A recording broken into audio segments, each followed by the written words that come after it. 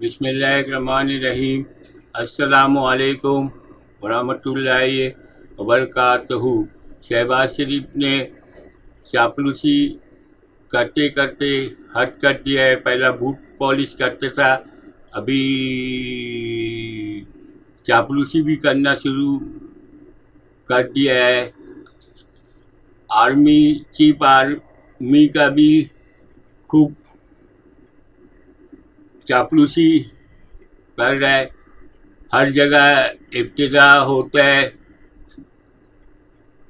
تو chief army کا نام ہی لیتا ہے، تو چیف آرمی سب کام کرے گا تو شہباز شریف کیا کام کرے گا؟ شہباز شریف تو فارغ رہے گا۔ تو اس کا بارے میں اینکر مہر بخاری نے نواز کھوکر سے پوچھا تھا، تو نواز کھوکر نے بتایا تھا شہباز شریف نے اتنا چاپلوسی کرتا ہے، ہم لوگ کو بھی شرم آتا ہے۔ سیاست دان اتنا چاپلوسی نہیں کرتا ہے، اپنا کام کو اپنا کرتا ہے۔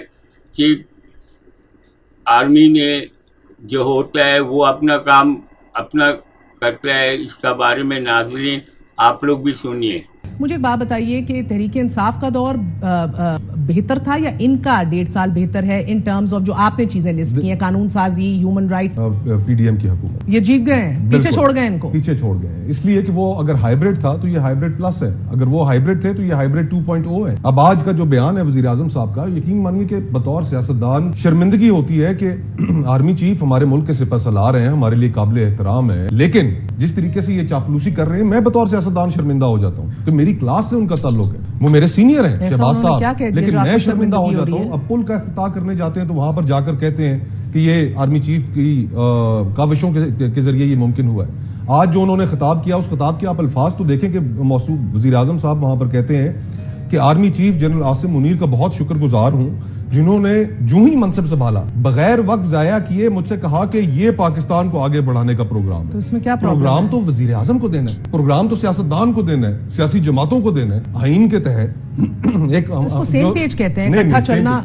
سر ہمارے جو اکنامک پرابلمز ہیں کیا بہتر نہیں ہے اس میں اکٹھا چلے؟ میں آپ کو جناح صاحب کا ایک کوٹ سنا دیتا ہوں۔ کوئٹہ سٹاف کالج میں انہوں نے یہ بات کی اور وہاں پر انہوں نے کہا کہ آرمڈ فورسز کے لیے انہوں نے کہا کہ do not forget that the armed forces are the servants of the people. You do not make the national policy. It is we the civilians who make the policy. یہ بھی خاتمے آلہ ہے۔ اب یہ جناح صاحب بانی پاکستان کی یہ کال ہے، انہوں نے یہ کہا کوئٹہ سٹاف کالج میں۔ تو جب آپ اس طریقے سے اتنے بھونڈے انداز سے ایک آپ چاپلوسی اختیار کریں گے، آپ یہ کہنے کی کوشش کریں گے کہ جی میں آپ کا اگلا امیدوار بہت اچھا آپ کے لیے ایک تابعدار بن کے رہوں گا، تو وہ سیاست کے معیار کو اب سر ہم کیسے پہنچے اس مقام پر؟ not more than a couple of months, not more than a couple of months. کیونکہ there is no commitment with democracy کہ سیاسی جماعتیں صبح شام آپ کو، اور خصوصاً پیپلز پارٹی، مسلم لیگ نون، پی ڈی ایم میں اور دیگر جماعتیں، یہ آپ کو صبح شام بھاشن دیتی تھیں جمہوریت کا، اور پھر 90 ڈیز کی جو کانسٹیٹیوشنل آبلیگیشن ہے اب اس کو خود وائلیٹ کر رہے ہیں، جس بنیاد کے اوپر ہمارا آئین کھڑا ہے کہ حکومت اس کے حوالے کی جائے گی جس کو اس ملک کے عوام 90 روز کے اندر منتخب کر کے ان ایوانوں میں بھیجیں گے، یہ اس کو وائلیٹ کرنے چلے۔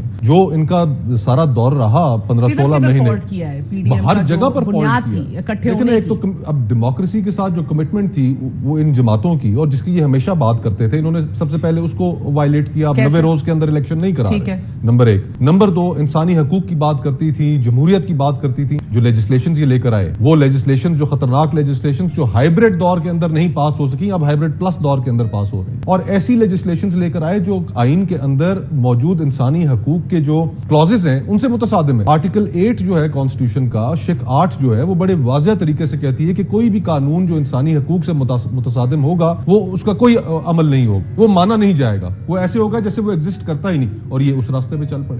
پھر معیشت کی آپ حالت دیکھ لیں کہ جو پچھلے 16 مہینے میں انہوں نے معیشت کے ساتھ مذاق کیا، اس کے نتیجے میں جو آج ایک عام آدمی کی پوزیشن ہے، جو لوگوں کے لیے مہنگائی کے پہاڑ انہوں نے توڑے، آج ایک عام آدمی اس ملک میں سروائیو نہیں کر رہا۔ یہاں پر ہمارے نوجوان 400 وزیر اعظم تو کہہ رہے ہیں کہ میں معاشی ترقی کا ایک مضبوط نظام جو ہے وہ بچھا چکا ہوں، اور معاشی ترقی کا ماشاءاللہ جو نظام انہوں نے بچھایا ہے، تو پھر الیکشنوں میں جائیں، عوام کا سامنا کریں. پھر اس سے کیوں گھبراتے ہیں؟ کہ عوام کا غیظ و غضب ہے جو اس کا سامنا کرنے سے ڈرتے ہیں, تو پھر الیکشنز کیوں ڈیلے کر رہے ہیں؟ ان کو تو فوراً الیکشنز کرانے چاہیے. 90 دن چھوڑ کے یہ کہیں 60 دن میں کرائیں. آپ آئینی پوزیشن تو یہی ہے کہ جب کوئی ٹرم قومی اسمبلی اپنی مکمل کر رہی ہو تو 60 دنوں میں الیکشن ہوتے ہیں. لاز جب ہوتا ہے تو آپ کس کو ترجیح دیتے ہیں؟ آئین تو کہتا ہے 60 یا 90 دن میں انتخابات ہونے ہیں, مگر آپ نے سی سی آئی کی جو بائی دا وے پچھلے 1 سال میں نہیں بلائی گئی اور ٹائملی نہیں بلائی گئی, جو ہر 3 ماہ بلانی ہے, وہ جاتے جاتے بلا لی اور آپ نے سینسس کے رزلٹ کو نوٹیفائی کر دیا.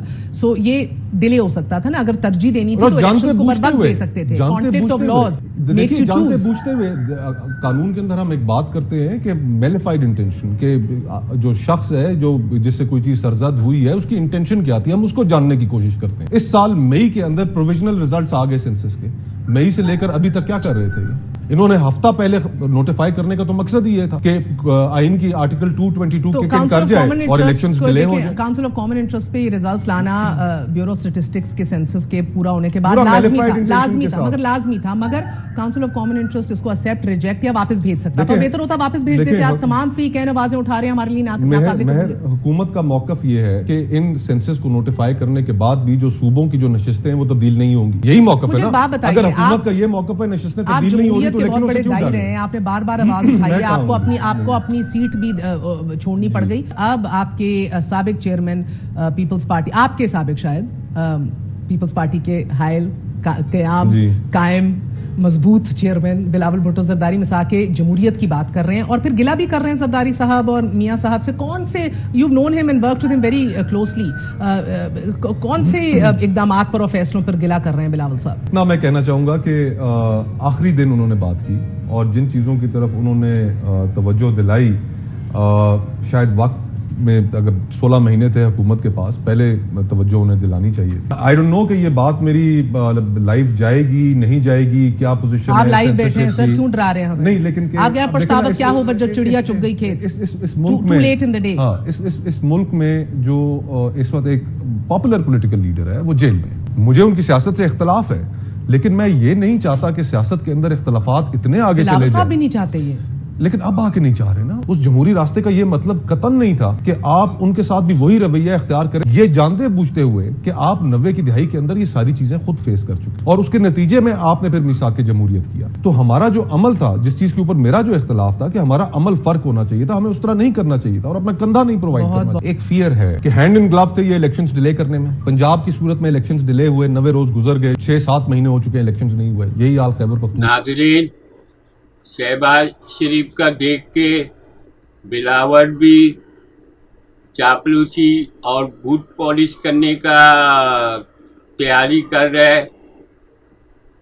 ناظرین سبسکرائب کر دے, بیل آئیکن کو کلک کر دے. اللہ حافظ.